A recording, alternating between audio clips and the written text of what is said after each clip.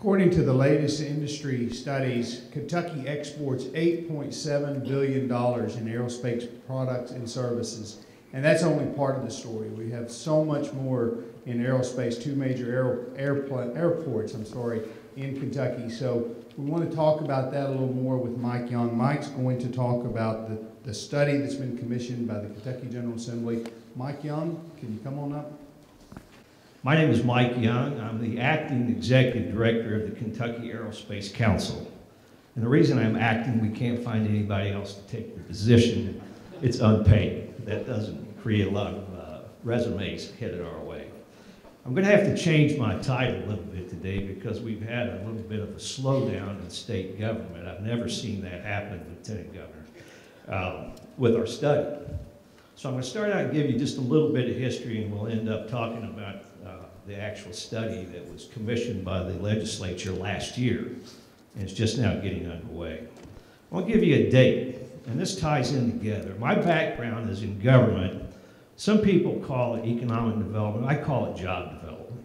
That's true economic development. When people have jobs, they don't need food stamps or any other services we have to pay for. So a good job makes a good citizen and a good taxpayer. I'm going to go back to December 12th, 1985. I was in state government. I was working on a project called Toyota. On December 12th, 1985, Governor Martha Lane Collins announced that Toyota was coming to Georgetown, Kentucky. To Kentucky, that was like a moonshot. As of to date, there's 475 facilities in Kentucky manufacturing automotive parts. There's been 340 new or expansions in the last 5 years. Nationally, we are the third largest producer of automobiles in the United States, and we're the second largest manufacturer of light trucks. That's what Toyota did for us. I-65, other corridors going from Ohio through to Tennessee are dotted with what I call doorknob factories. They make everything, windshields, dashboards, whatever component. And the reason that happened is because we brought Toyota here. When word gets out on an industry like that, that's where you want to build your parts plant. Well, after that, we created the Kentucky Aviation Council because the reason we won the Toyota plant was because of our airport structure. Toyota was looking for interstate access, international flights, and they wanted to be within 1 hour of an airport that had 5,000 feet of runway and extensive support to transport their employees. We came in first. Tennessee came in second because their airport was more than an hour. Their industrial site, was more than an hour from an airport. Dr. Toyota, Senior of Toyota, never looked at Tennessee's industrial site because it was too far. So we found out if Kentuckians live within 1 hour of an airport with 5,000 feet of runway, instrument landing, we could recruit industry because insurance provisions prevent a CEO from landing without that basic structure. So we have capitalized on our airport structure. We have not done a study on that airport structure in over 20 years. We're way overdue in that. So the Kentucky Aviation Council formed. It was county judges, mayors, economic development agencies, and we got the legislature to capture the jet fuel tax, which is now going in solely for the purposes of economic development of our airports. Now, an alarm bell went off. The Kentucky Aviation Council sort of went to sleep. We accomplished our mission. And then we got hit by an incoming alarm bell. February of 2014, the Economic Development Cabinet, that the largest manufacturing export in Kentucky is now aerospace. In 2014, it was $5.6 billion in exports. On March 2014, the same year, the Kentucky Aviation Council turned in to the Kentucky Aerospace Council. Same acronym, helped us a little bit on stationery. We did the same profile. We get judges, mayors, economic development agents, statewide organizations, and we form together in a committee. It's unfunded. Everybody is a volunteer, and what we do is we lobby the legislature, we lobby the governor and lieutenant governor, we lobby our federal delegation, which has been tremendously supportive of us.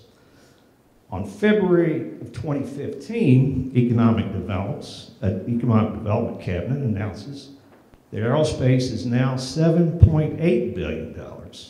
That's a 38% growth in 1 year. I don't know of any industry is that dynamic. We are standing in the future and looking at our destiny. This is coming at us so fast, we were not prepared for this. There was no structure organizing the various components of what it takes to be successful in recruiting aerospace manufacturers. So, at the assistance of Senator Alice Forgey Kerr and Representative Rocky Atkins, if they're here, please stand up. I don't think they're here yet. Helped us file House Joint Resolution 100. The governor signed that, Governor Beshear signed it in March of last year. The purpose of that study was doing economic employment assessment of the aerospace industry, update our aviation system plan, and also do an assessment of our military structure in Kentucky. We have a phenomenal footprint of military aviation and other aspects going on. Some of it we know about, some of it we're not allowed to know about. It's phenomenal. The reason this has happened is because of what's sitting in this room. We have students with a passion for flight, for math, for other aspects of this industry. In 2016, Economic Development Cabinet announces that the aerospace industry is now $8.7 billion. That's from 5.6 to 8.7 in 24 months. This industry is overtaking us. We have to be ready. Why is this happening? I'll give you a couple of statistics on what's happening in the manufacturing world. At the Paris Air Show last year, GE sold $19 billion worth of engines. These are jet engines that are being manufactured primarily near Cincinnati, but there's also a plant in Madisonville, Kentucky, with almost 700 employees manufacturing fan blades that go on these engines. Boeing sold 100 737s, $10 billion. They estimate they will need 38,000 jets in the next 20 years. Also last year, a few weeks after the Paris Air Show, Boeing sold 300 737s in China, a cost of $38 billion. We can manufacture, in fact, we already are manufacturing numerous components for this aircraft and these engine parts. We have an aircraft brake manufacturer in Kentucky that is growing so fast it can barely keep up with it. Since this time, we've had 3 legislative hearings. We've had numerous association receptions to make the legislature, the governor, the press, and our citizens and our students aware of this opportunity. We were doing nothing about it. So we created the Kentucky Aerospace Council. And as I mentioned there, we did the same profile. Several of our board members are here. I'd like to recognize Mr. Chris Kimmel. I know Jennifer Carter's here, Ben Malthus. And we have other associations, the Association of Manufacturers. GE Aviation is on our board of directors. Greater Louisville, Inc., League of Cities. And it goes on. I just almost forgot to mention my friend here, the Honorable Walter Blevins, the county judge here in this county. If I've missed a board member, please forgive me. What we've done is we decided that there's basic components that have to work together. These were all working independently. First thing is the academic world. And the most important piece of that at this time, I think, is the Kentucky, I call it the National Aerospace Academy. Dr. Tim Smith standing against the wall back there. Started a few years ago at Frankfort High School in math class teaching people flight training. He now has Hangar 7 in Louisville, Kentucky, teaching flight, aircraft maintenance, and manufacturing. There are 120 high schools in the U.S. Next year, 70 of those will be in Kentucky. There's something I've noticed here. When we did Toyota, and I started doing these kind of things, I learned when Kentuckians do something, we do it with a vengeance. Whether it's basketball, bourbon, thoroughbreds, or aerospace, or aviation. When we decide to get in a game, we compete. And how do we do that? We have to get the word out to manufacturers and let them know this is the place to be. Just like Toyota. If you want to be in aerospace manufacturing, you need to be in Kentucky or very close to it because that's where it's happening. And that word is getting out. We're getting interest now from GE Aviation. Boeing Aerospace is looking at sites in Kentucky. And that is the way it starts, is getting the word out. So back to Tim Smith is teaching high school students and they obtain college credits in doing this coursework. The next piece of it are the universities.